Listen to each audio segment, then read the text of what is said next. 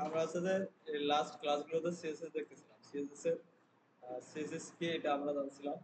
CSS কি একটা style sheet, তাই না? এরপরে সিএসএস কিভাবে লেখে এটার আমরা সিনট্যাক্স দেখছিলাম। দেন হচ্ছে সিএসএস এর সিলেক্টর দেখছিলাম আমরা কিভাবে একটা এলিমেন্টকে নাম দিতে পারি।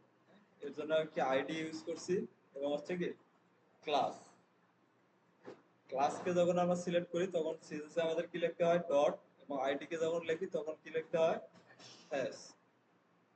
সিএসএস এর কয়ভাবে আমরা অ্যাপ্লাই করতে পারি সেটা আমরা দেখছিলাম। এটা মূলত হচ্ছে কয়ভাবে অ্যাপ্লাই করতে পারি, তিন ভাবে। একটা হচ্ছে কি ইনলাইন, ইন্টারনাল, আর একটা হচ্ছে কি এক্সটার্নাল।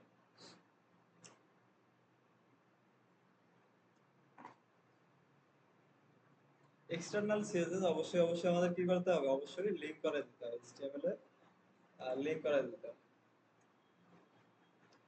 এরপর দেখছিলাম কালার প্রপার্টি নিয়ে আলোচনা করছিলাম গত ক্লাসে, তাই না? কালার আমরা অনেকভাবে দিতে পারি।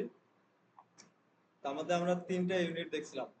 একটা হচ্ছে সরাসরি নাম, ইউনিট তো না, আমরা হচ্ছে তিনটা প্যাটার্ন দেখছিলাম। একটা হচ্ছে রেড বা সরাসরি নাম, আরেকটা দেখছিলাম কি আরজিবি। আরজিবি এর ভ্যালু কত কত থেকে কত পর্যন্ত হয়, 0 থেকে 255, 0 থেকে 255, অর্থাৎ টোটাল হচ্ছে কত 256টা ভ্যালু কালার দিতে পারবেন আপনি আরজিবি দিয়ে। এরপরে দেখছিলাম আমরা কি হেক্সা হেক্সা ফরম্যাট, হেক্সাতে দিয়ে কিভাবে আমরা একটা কালার দিতে পারি। হেক্সাডেসিমাল যে সংখ্যাগুলো আছে, যে বেস গুলো আছে, এগুলো হচ্ছে কি দিয়ে আমরা কিভাবে একটা কালার তৈরি করতে পারি।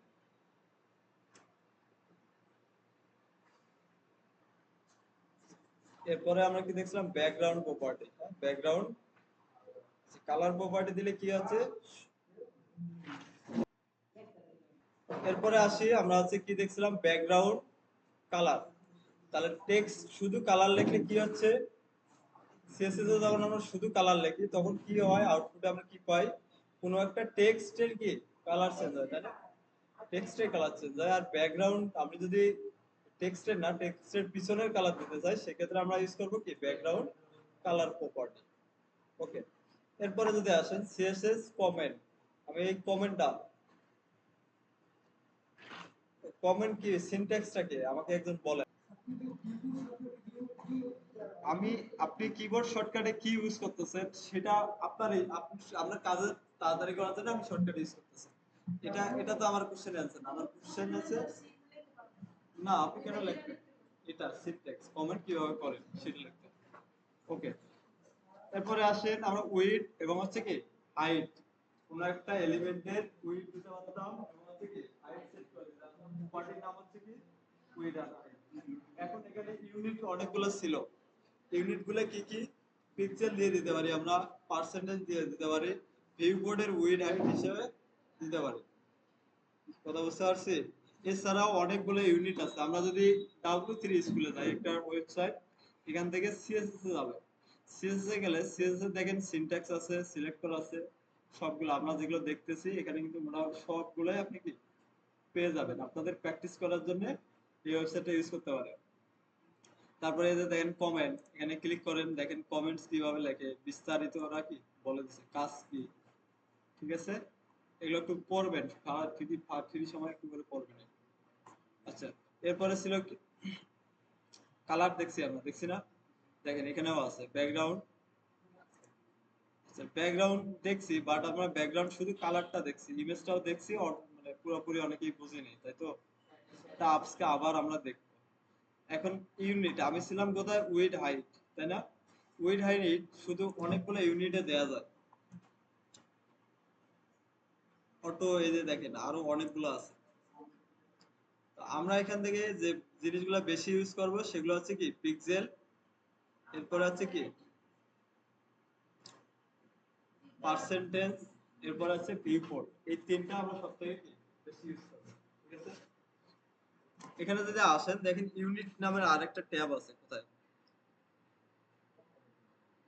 CSS units. হ্যাঁ, দেখেন তো কোথায় আছে একটু, এই যে সিএসএস ইউনিট, এখানে যদি যাই আমি, তাহলে দেখবেন সিএসএস এর যে ইউনিট গুলো আছে এগুলো আমরা দেখতে পারবো। এই যে দেখেন ইএম আছে, আরইএম আছে, এই ধরনের আরো অনেকগুলো মানে ইউনিট ইউনিট আছে, আমরা এগুলো পরে দেখবো। আচ্ছা, এরপরে দেখছিলাম কি সিএসএস এর ব্যাকগ্রাউন্ড প্রপার্টিজ গুলো। একটু আগে দেখছিলাম টেক্সটের কালার দেয় কি দিয়ে, শুধু কালার প্রপার্টি। ব্যাকগ্রাউন্ডে কালার কালার দিয়ে কি হবে, ব্যাকগ্রাউন্ড কালার। এখন আছে ব্যাকগ্রাউন্ডে যদি কালার দিয়ে না দিয়ে যদি ব্যাকগ্রাউন্ডে ইমেজ দেখাতে চাই, সেক্ষেত্রে কিভাবে করতে পারি? এটার নাম হচ্ছে কি, প্রপার্টি নাম হচ্ছে ব্যাকগ্রাউন্ড ইমেজ। Background image. আচ্ছা, এরপরে আসছিল ব্যাকগ্রাউন্ড ইমেজে যখন একটা ইমেজ নেই, ইমেজটা যদি ছোট হয় কন্টেন্ট থেকে, তাহলে কি হয়, বারবার রিপিট হয়, তাই না? রিপিটটা অফ করার জন্য কি ইউজ করতাম, ব্যাকগ্রাউন্ড রিপিট। চলেন এই প্রপার্টিগুলো আজকে আমি আরেকবার দেখাই দিচ্ছি, তাহলে আপনারা এটা বুঝতে পারবেন। এর জন্য আমরা হচ্ছে যে একটা বড় একটা টেক্সট নিয়ে নিই, হ্যাঁ। দেখেন আমি একটা এইচটিএমএল ফাইল নিচ্ছি প্রথমে, এইচটিএমএল এবং একটা সিএসএস ফাইল। এই যে সিএসএস এর সাথে এইচটিএমএলটা কি করা আছে, লিংক করাতে হবে। আমাদের প্রথম কাজ হচ্ছে কি, এইচটিএমএল আর সিএসএস যেটা তৈরি করছি, এই যে একটা এইচটিএমএল ফাইল, সিএসএস ফাইল। আচ্ছা, নতুন যারা আছেন দুইজন, কি এইচটিএমএল সিএসএস ফাইল তৈরি করতে পারবেন? পারেন? কিভাবে তৈরি করেন? ঠিক আছে, তাহলে ফার্স্ট কাজ হচ্ছে আমাদের কি, এই যে ফাইলগুলো তৈরি করে নেওয়া। ফাইল তৈরি করার পরে এই একটা এইচটিএমএল আর সিএসএস দুইটা যেহেতু আলাদা ফাইল, দুইটার মধ্যে কি করতে হবে, আমাদের লিংক করাই দিতে হবে অবশ্যই। লিংক করানোর জন্য আমরা এখানে কি করব, একটা কমেন্ট করে রাখবো, যেমন হচ্ছে কি সিএসএস মেইন সিএসএস, আমি লিখে দিলাম। এখানে আমার কি আছে, মেইন সিএসএস, কন্ট্রোল স্ল্যাশ দিয়ে কমেন্ট করে রাখলাম। এই যে দেখেন কমেন্ট কি কাজে লাগে এখন বুঝতে পারবেন। তাহলে মেইন সিএসএস, কারণ সিএসএস ফাইল তো আমার অনেকগুলো আসবে পরবর্তীতে, তাই না? কিন্তু আমার মেইন ফাইল কোনটা আমি কিভাবে বুঝবো? বোঝার জন্য আমরা যদি এভাবে কমেন্ট করে রেখে দেই, তাহলে আমাদের বুঝতে কি সুবিধা হবে যে এটা আমাদের মেইন সিএসএস। এরপর লিখলাম কি লিংক। লিংক করার জন্য এই কি ট্যাগ ইউজ করি, লিংক। লিংকটাকে যদি ইন্টার দেয়, এটা রিলেশন হবে কি, আমরা স্টাইল শিট এইচআরএম এর মধ্যে আমাকে পাথ বলে দিতে হবে। তাহলে আমার ফাইলটা কোথায় আছে, আমার যে এইচটিএমএল ফাইল আছে এটার পাশাপাশি আছে, তাই না? একই ফোল্ডারের ভিতরে দুইটা আছে কি পাশাপাশি আছে। দেখেন আমরা যদি ফোল্ডারের ভিতরে যাই, তাহলে এখানে আছে কি ইন্ডেক্স ফাইল, এখানে আছে কি স্টাইল শিট। তাহলে দুইটা পাশাপাশি যেহেতু আছে, তাহলে সরাসরি আমি কি করব, নাম ইউজ করতে পারবো। তাহলে আমাদের স্টাইল শিটের নাম কি, স্টাইল ডট সিএসএস। এখানে আমরা বলে দিচ্ছি কি স্টাইল ডট সিএসএস। যদি যেহেতু পাশাপাশি আছে দুইটাই, আমি সরাসরি এগুলোকে অ্যাক্সেস করতে পারবো। তাহলে স্টাইল ডট সিএসএস আমরা লিখে দিই। এরপরে সিএসএস এ দেখেন এখানে একটা কি হেডিং আছে, h2 আছে। আমরা সিএসএস এ গিয়ে একটা কালার দেই, দিয়ে চেক করব যে আসলে আমার এটা কাজ করতেছে কিনা। আমি h2 কে সিলেক্ট করলাম, দেন এখানে বলে দিচ্ছি কি কালার। কালার দিলে কি হয়, টেক্সটের কালার গুলো চেঞ্জ হয়ে যায়। আমরা একটা কালার দিয়ে দেই, ব্রাউন কালারই দিলাম, সেভ করলাম। এখন এই যে এইচটিএমএল ফাইলটা আছে এটাকে জাস্ট কি ওপেন করে নেব। তাহলে এটার উপর ডাবল ক্লিক করে দিলে এটা ওপেন হয়ে যাবে। তাহলে ওপেন দেখেন কালারটা চলে আসছে না? তার মানে আমাদের সিএসএসটা পারফেক্টলি কি কানেক্ট হয়েছে। এখন আসি ব্যাকগ্রাউন্ড প্রপার্টি আমরা দেখতেছিলাম। ব্যাকগ্রাউন্ড দিয়ে আমরা কি করি, কোনো একটা এলিমেন্টকে যদি আমার পিছনে কালার দেওয়ার প্রয়োজন হয়, সেক্ষেত্রে আমরা ইউজ করব কি ব্যাকগ্রাউন্ড ইমেজ।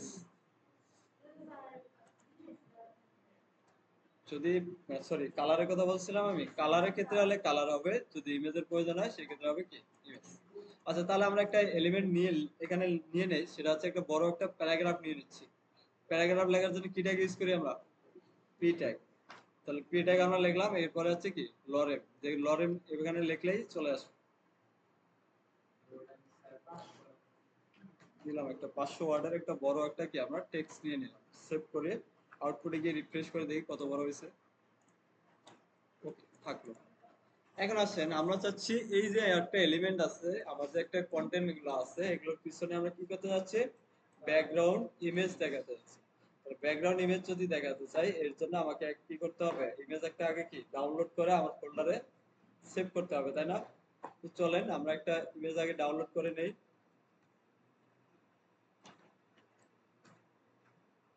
ধরেন এই ইমেজটা আমি কি দেখাচ্ছি, save image as, right click করলাম, সেভ ইমেজ অ্যাজ।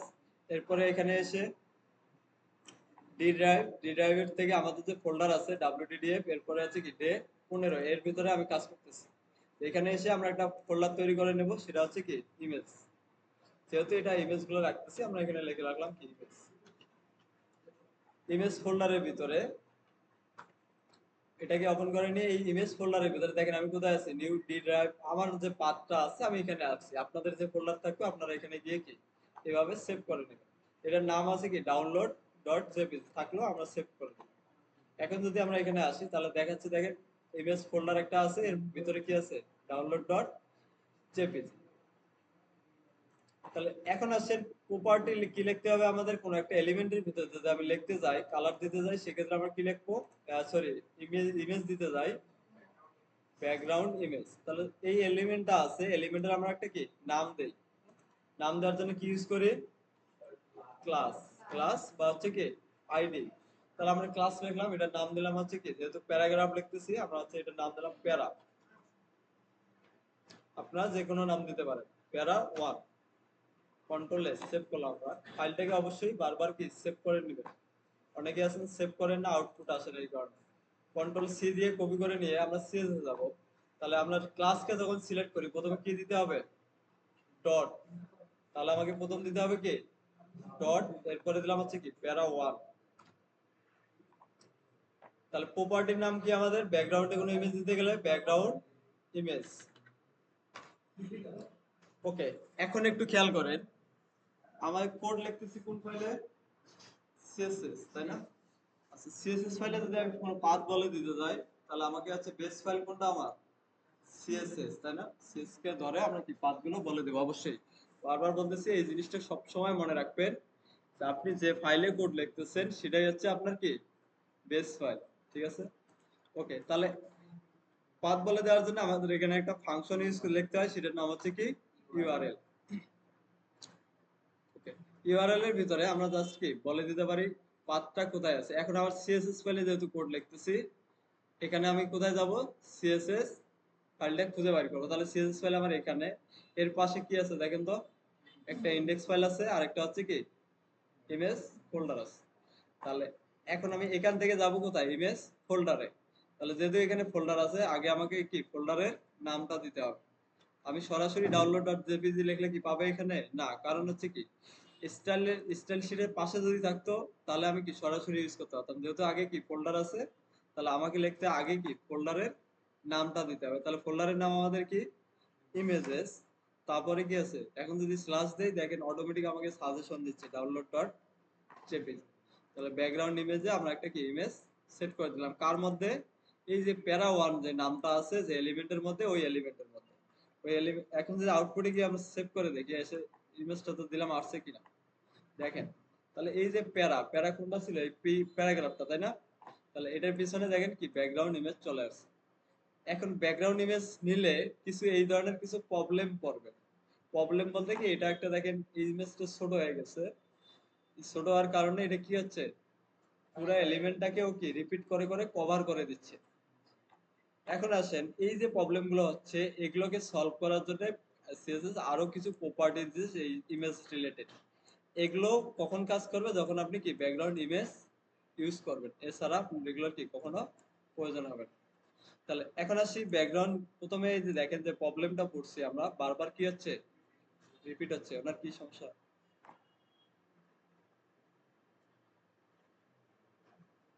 আচ্ছা, ব্যাকগ্রাউন্ড রিপিট, ব্যাকগ্রাউন্ড রিপিটে দেখেন আমাদের বারবার ব্যাকগ্রাউন্ডে কি হচ্ছে, রিপিট হচ্ছে। এখন যদি এটাকে আমি হ্যান্ডেল করতে যাই বা এটা নিয়ে কাজ করতে যাই, তাহলে আমাকে একটা প্রপার্টি ওরা দিচ্ছে, সেটার নাম হচ্ছে কি ব্যাকগ্রাউন্ড রিপিট।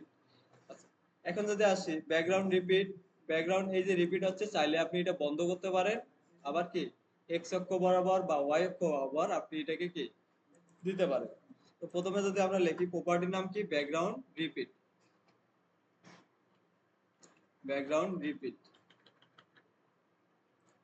রিপিট করে দিয়ে এখানে যদি আসি অনেকগুলো ভ্যালু পাবেন। আমরা জাস্ট সিম্পল যে কটা প্রয়োজন এগুলো দেখে যাচ্ছি। তাহলে এখন আসেন রিপিট এক্স, রিপিট এক্স বরাবর আপনি করে দেন। এভাবে করতে পারেন যে না আমি পুরোটা চাই না, আমি শুধু কি এক্স বরাবর চাচ্ছি। তাহলে কি হবে, শুধু হরিজন্টালি একবার এটা কি রিপিট হবে। আউটপুটে গিয়ে এখন যদি রিফ্রেশ করি দেখেন পুরোটা এইদিকে আর হচ্ছে না, হচ্ছে কোন দিক দিয়ে, শুধু এক্স অক্ষ বরাবর।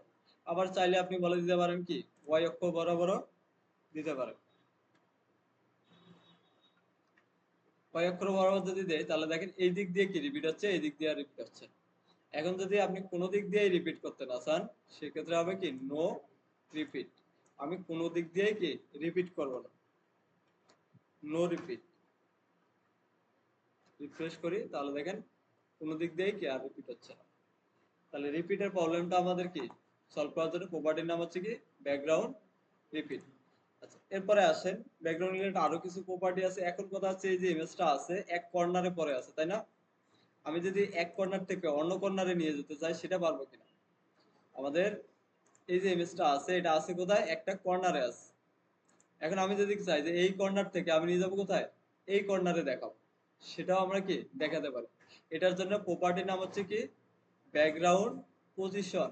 ব্যাকগ্রাউন্ড পজিশন, এই পজিশন, পজিশন মানে হচ্ছে কি অবস্থান। আপনি এটা অবস্থান নিজে বলে দিতে পারবেন কোন দিকে নেবেন। তো আমরা যদি এখন যদি আসি, এটা আছে লেফট সাইডে, একটু বন্ধ করেন তো।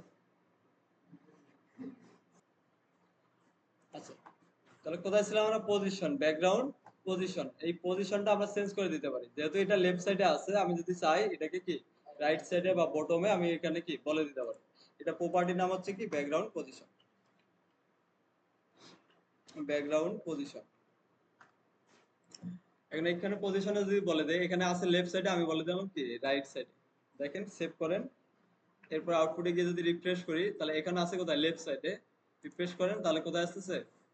রাইট সাইডে। আবার যদি চাচ্ছেন যে না আমি রাইট সাইডেই থাকবে, কিন্তু কোথায় থাকবে?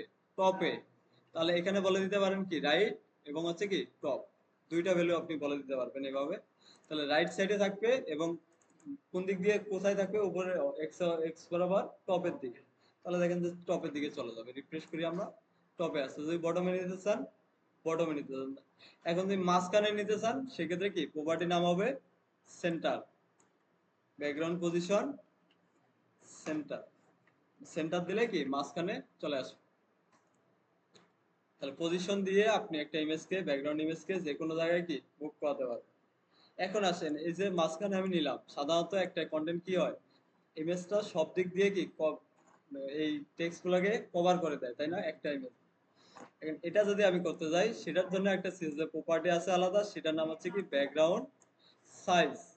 ব্যাকগ্রাউন্ড সাইজ কি করে, আমার যে পুরো এটা আছে, এটা আমি কভার করে দিতে পারি। কভার চাইলে হচ্ছে কি যেরকম আছে এরকমও রাখতে পারি, অটো রাখতে পারি। তো এই ধরনের করা যায়। তাহলে আমরা যদি এখানে আসি, যেহেতু এটা ছোট আছে, আমরা চাচ্ছি কি এটাকে কভার করে দিতে। তাহলে এটার জন্য প্রপার্টি হবে কি ব্যাকগ্রাউন্ড সাইজ।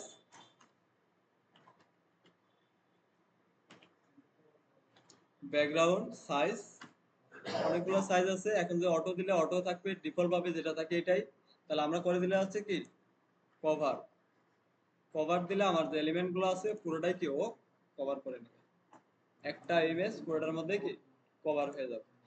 আচ্ছা, যতটুকু এই প্রপার্টি গুলো দেখলাম, এতটুকু নিয়ে কারো কোনো কোশ্চেন আছে কিনা? প্রথমে হচ্ছে ব্যাকগ্রাউন্ড ইমেজ নেওয়ার জন্য প্রপার্টি লিখবো কি ব্যাকগ্রাউন্ড ইমেজ। ব্যাকগ্রাউন্ড রিপিটটা বন্ধ করার জন্য আমরা ইউজ করবো রিপিট। যদি এরপরে অ্যাটাচমেন্ট, ব্যাকগ্রাউন্ড অ্যাটাচমেন্ট একটু পরে আসতেছি। ব্যাকগ্রাউন্ড পজিশন দিয়ে আমরা কি করতে পারি, ইমেজটাকে পজিশন চেঞ্জ করতে পারি। এরপরে ব্যাকগ্রাউন্ড সাইজ দিয়ে আমরা কি করতে পারি, ব্যাকগ্রাউন্ড এটাকে কভার করে দিতে পারি, সাইজ বলে দিতে পারি। এখানে সাইজ চাইলে আপনি আপনি পিক্সেল দিয়েও কি দিতে পারবেন। যেমন কভার না দিয়ে যদি আমি বলে দেই 200 পিক্সেল, এরপরে স্পেস দিলাম হচ্ছে কি 200 বা 300 পিক্সেল, এভাবে আপনি দিতে পারবেন। ব্যাকগ্রাউন্ড সাইজ কতটুকু হবে? উইড হবে 200, হাইট হবে কত? 300। সেভ করেন, আউটপুটে গিয়ে রিফ্রেশ করেন, এটাও দেখেন কি কাজ করতেছে। ঠিক আছে? যদি কভার দেই পুরোটাই হবে, আর যদি আপনি এভাবে স্পেসিফিক কোনো হাইট উইড দিতে চান, সেটাও দিতে পারবেন। আচ্ছা, আমরা কভারটাই রাখলাম। সাধারণত বেশিরভাগই আমরা কি করি, কভার রেখে দিই। আচ্ছা, এই চারটে প্রপার্টি বুঝতে পারছি আমরা। এরপরে আসেন আরেকটা প্রপার্টি আছে ব্যাকগ্রাউন্ড অ্যাটাচমেন্ট। ব্যাকগ্রাউন্ড অ্যাটাচমেন্টটা কি, এটা বোঝার জন্য আমরা এইচটিএমএল এ আসি। এখানে আরেকটা আমরা কি প্যারাগ্রাফ নিই নিচে, এটার নিচে আরেকটা প্যারাগ্রাফ নিব। পি ট্যাগ নিলাম, এখানে আছে কি একটা কিছু টেক্সট বসাই দিই। লরেন, ধরেন এখানে দিচ্ছি আরো 500 ওয়ার্ডের একটা টেক্সট দিচ্ছি, অনেক বড়। এটার মধ্যে আমরা নাম দিচ্ছি কি প্যারা 2। থাকুক, এটার কাজ নেই আমার। আউটপুটে গিয়ে যদি রিফ্রেশ করি তাহলে দেখেন একটা স্ক্রল বার চলে আসছে না, কন্টেন্ট বেশি দেওয়ার কারণে, সমস্যা নেই। এখন কি হচ্ছে একটু খেয়াল করেন, আমি যদি স্ক্রল করি,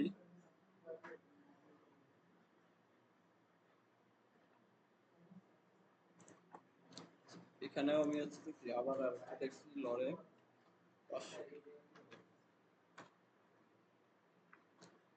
আউটপুটে গিয়ে রিফ্রেশ করেন, তাহলে কি হচ্ছে এখানে দেখেন আমার এই টেক্সটটা কোন পর্যন্ত আছে, এই পর্যন্ত, এটা পুরোটাই হচ্ছে কি কভার হয়ে যাচ্ছে, তাই না? এখন আরেকটা জিনিস হচ্ছে সাথে সাথে দেখেন আমি যখন স্ক্রল করতেছি, প্লিজ সবাই একটু এদিকে খেয়াল করেন, যখন স্ক্রল করতেছি তখন কি হচ্ছে, ইমেজটা সহ স্ক্রল হচ্ছে। এই যে ইমেজ সহ স্ক্রল হচ্ছে, এটাকে যদি আমি চাই যে না ইমেজ এখানেই থাকবে, আমার ইমেজ শুধু কি কন্টেন্ট গুলো কি স্ক্রল হবে, সেক্ষেত্রে আমরা ইউজ করতে পারি একটা প্রপার্টি আছে, সেটার নাম হচ্ছে কি ব্যাকগ্রাউন্ড অ্যাটাচমেন্ট। এই অ্যাটাচমেন্ট হয়ে আছে যে ব্যাকগ্রাউন্ডটা, এটাকে আমি কি একটু চেঞ্জ করতে পারবো। তো চলেন এই প্রপার্টিটা আমরা একটু দেখে আসি, ব্যাকগ্রাউন্ড অ্যাটাচমেন্ট, ব্যাকগ্রাউন্ড ইমেজ।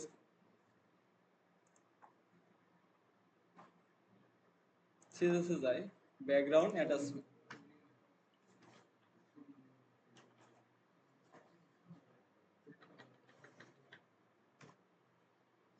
আচ্ছা, ব্যাকগ্রাউন্ড অ্যাটাচমেন্টের মধ্যে অনেকগুলো ভ্যালু দেওয়া যায়। আমরা যদি প্রথমে দেখি হচ্ছে কি ফিক্সড,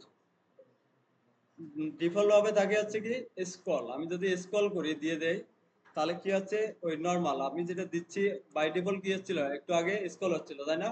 ঠিক দেখেন বাই ডিফল্ট এটা কি থাকে, স্ক্রল অবস্থায় থাকে। আচ্ছা, এখন যদি চান যে না এটা আমি এখানে ফিক্স করে রাখবো ইমেজটাকে, তাহলে আপনি ব্যাকগ্রাউন্ড অ্যাটাচমেন্ট বলে দিতে পারেন কি ফিক্সড, ব্যাকগ্রাউন্ড অ্যাটাচমেন্ট হবে কি ফিক্সড। এখন যদি আউটপুটে গিয়ে রিফ্রেশ করি তাহলে কি হচ্ছে দেখেন আমার ইমেজটা হচ্ছে কি এখানে ফিক্সড হয়ে আছে, ব্যাকগ্রাউন্ড অ্যাটাচমেন্ট ফিক্সড, কন্টেন্ট গুলো এর উপরে কি হচ্ছে স্কলার্স। কথা বুঝতে পারছি? তাহলে একটা গেল হচ্ছে কি স্কল, আর একটা আপনি চাইলে কি ফিক্সড করে দিতে পারেন। আবার আছে স্টিকি। এই যে জিনিসগুলো দেখাচ্ছি আপনারা W3 স্কুলে গেলে সেম জিনিসগুলো পাবেন। আমরা যদি এখান থেকে ব্যাকগ্রাউন্ডে যাই, এই যে দেখেন ব্যাকগ্রাউন্ড নামের প্রপার্টি পাবেন, ব্যাকগ্রাউন্ড অ্যাটাচমেন্ট, হ্যাঁ সেম প্রপার্টি গুলোও কি এখানে পেয়ে যাবেন।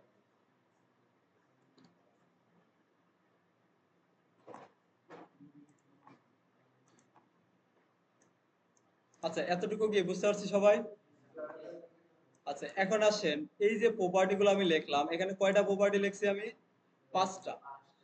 এখানে চাইলে আপনি এই 5টা প্রপার্টি এতবার না লিখে একটা শর্ট ফর্মে লিখতে পারেন, একবারেই লিখতে পারেন।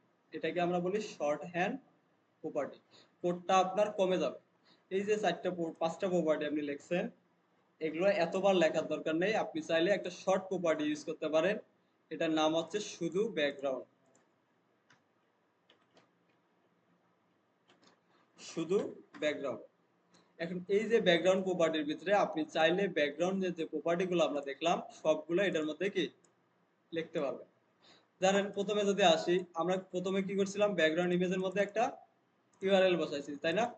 আমি এই ইউআরএলটাকে কপি করে এখানে বসাই দিলাম, কন্ট্রোল সি, এখানে এসে কন্ট্রোল ভি আমরা বসাই। তাহলে ব্যাকগ্রাউন্ড শুধু লিখলাম। এই ব্যাকগ্রাউন্ডে কেন, এটা হচ্ছে কে কি বলা হয় শর্ট হ্যান্ড প্রপার্টি। আচ্ছা, এরপরে যদি আসেন স্পেস দিলাম, দিয়ে এখানে কি আছে নো রিপিট, এটাকে আমরা লিখে দিলাম কি নো রিপিট। আবার একটা স্পেস দিলাম, তারপরে কি দিছিলাম সেন্টার ব্যাকগ্রাউন্ড পজিশন, তাই না? তাহলে এখানে আমরা বলে দিলাম কি ব্যাকগ্রাউন্ড পজিশন হবে কি সেন্টার। এরপরে কি ছিল ব্যাকগ্রাউন্ড অ্যাটাচমেন্ট ফিক্সড, তাহলে ব্যাকগ্রাউন্ড এটা এখানে লিখে দিলাম কি ফিক্সড। এই যে 4টা প্রপার্টি আপনি চাইলে একসাথে একটার ভিতরেই কি লিখতে পারেন। এটাকে যদি এখন আমরা কমেন্ট করে রাখি, আউটপুটে গিয়ে রিফ্রেশ করে দেখি, তাহলে দেখবেন যে আউটপুটের কোনো চেঞ্জ হবে না।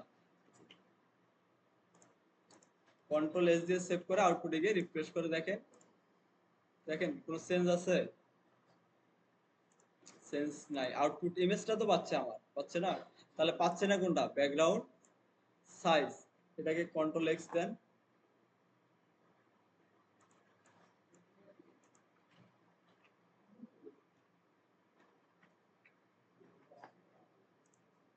ঠিক আছে। এখন হচ্ছে ব্যাকগ্রাউন্ড, অনেক কোশ্চেন হতে পারে যে তাহলে ব্যাকগ্রাউন্ড সাইজটা যদি এখানে দিয়ে কাজ করবে কিনা, হ্যাঁ? তো আমরা দিয়ে দেখি কাজ করে কিনা। তাহলে এখানে সাইজ দিছিলাম কি কভার, ওকে। এখন যদি এটাকেও আমরা কমেন্ট করে রাখি, দেখেন তো পাচ্ছি আমরা না। তার মানে এখানে শুধু background short hand property, background size বাদে বাকি যেগুলো প্রপার্টি ছিল সবগুলো আপনি কি চাইলে একসাথে এভাবে লিখতে পারেন। এটার নাম হচ্ছে কি শর্ট হ্যান্ড প্রপার্টি বলে। তাহলে এই চারটা আপনি লিখতে গেলে আপনার পরিশ্রম বেশি হচ্ছে। আপনি চাইলে শর্ট হ্যান্ডে কি এভাবে শুধু ব্যাকগ্রাউন্ডের ভিতরে এগুলো লিখে দিতে পারেন।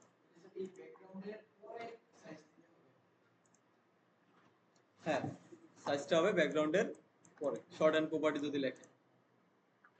ওকে, যতটুকু আমি করে দেখালাম সবাই একটু করবেন প্লিজ। সময় হচ্ছে 5 মিনিট, কত বাজে? আচ্ছা, এরপরে যদি আমরা ব্যাকগ্রাউন্ড দেখলাম তাই না, এরপরে আসে দেখবো হচ্ছে সিএসএস এর বক্স মডেল। বক্স মডেল কি, আমরা এখানে যাই W3 স্কুলে যাব, এখান থেকে জানেন এখানে যদি আসি দেখেন দেয়া আছে কি সিএসএস বক্স মডেল। বক্স মডেলটা আসলে কি আমরা একটু এগুলো পড়ি, পড়লেই বুঝতে পারবো যে বক্স মডেলটা কি। In CSS the term box model is used when talking about web design and হচ্ছে কি লেআউট। যদি লেআউট ডিজাইন ওই সময় আমরা কি এটা অবশ্যই কি লাগবে বা আমরা জানতে হবে। এরপরে যদি আসি CSS box model, essentially a box that wrap around every HTML element। দেখেন কি বলছে, around every HTML element। আপনি চোখে দেখেন আর না দেখেন প্রত্যেকটা এলিমেন্টের ভিতরে কি এই বক্স মডেলটা এসেনশিয়ালি মানে ডিফল্ট ভাবে থাকে, আপনি দেখেন আর না দেখেন। আচ্ছা, এরপরে যদি আসি every box consist for 4 parts. তাহলে বক্স মডেলের মধ্যে কয়টা পার্ট থাকে? এভরি পার্ট অর্থাৎ 6টা পার্টস থাকবে। কি কি? প্রথমে থাকে আমাদের কি কন্টেন্ট। কন্টেন্ট কোনগুলো? আমরা যেগুলো লিখি সেগুলো হচ্ছে কি কন্টেন্ট। এটা থাকে, এটা তো আমরা দেখতে পাচ্ছি তাই না। এর সাথে আরো 3টা জিনিস থাকে, আপনি এটা দেখলেও থাকে না দেখলেও কি থাকে। সেগুলো কি কি? প্রথমে আছে কি প্যাডিং, এরপরে আছে কি বর্ডার, এরপরে আছে মার্জিন। আমরা যে এলিমেন্ট গুলো লিখি, এই যে একটা হেডিং লিখছি আমরা উপরে, দেখেন এই হেডিং আমি দেখি আর না দেখি এই হেডিং এর সাথে কি ওই জিনিসগুলো আছে। আবার এই যে একটা প্যারাগ্রাফ লিখছি, এটা আমি দেখি আর না দেখি এটার জন্য হচ্ছে কি এটার সাথে এই 4টা জিনিস আছে। কন্টেন্ট তো আমি দেখতে পাচ্ছি, পাশে হচ্ছে কি বর্ডার, এরপরে হচ্ছে কি প্যাডিং আর হচ্ছে কি মার্জিন। আমি এখানে বুঝতেছি না কোথায় প্যাডিং মার্জিন, বাট এটার সাথে আছে, এটা আমাকে বিশ্বাস করতে হবে। বিশ্বাস করে নেন। আচ্ছা, চলেন বিশ্বাস না হলে যেগুলো দেখতে পারি না এগুলোর উপর একটু বিশ্বাস আপনাদের কম থাকতে পারে, চলেন আমরা দেখে আসি কিভাবে থাকে। প্রথমে থাকে কি বললাম, তাহলে প্যাডিং বক্স মডেল কি? Box model consist 4 parts. এটা হচ্ছে এর অ্যান্সার। বক্স মডেল দেখেন কনসিস্ট ধরে রাখে কি 4টা পার্ট। এই 4টা পার্ট নিয়ে হচ্ছে কি সিএসএস এর বক্স মডেল। বক্স মডেলের মধ্যে কি কি থাকে? Content, padding, border, margin. এখানে একটা এক্সাম্পল দেয়া আছে, ছবি দেয়া আছে, ছবিটার দিকে আমরা একটু খেয়াল করি। প্রথমে দেয়া আছে দেখেন মাঝখানে দেয়া আছে কি মাঝখানে লেখা আছে কন্টেন্ট। আপনি যে কন্টেন্টটা লিখছেন এটা আছে কি ওভারঅল এটা।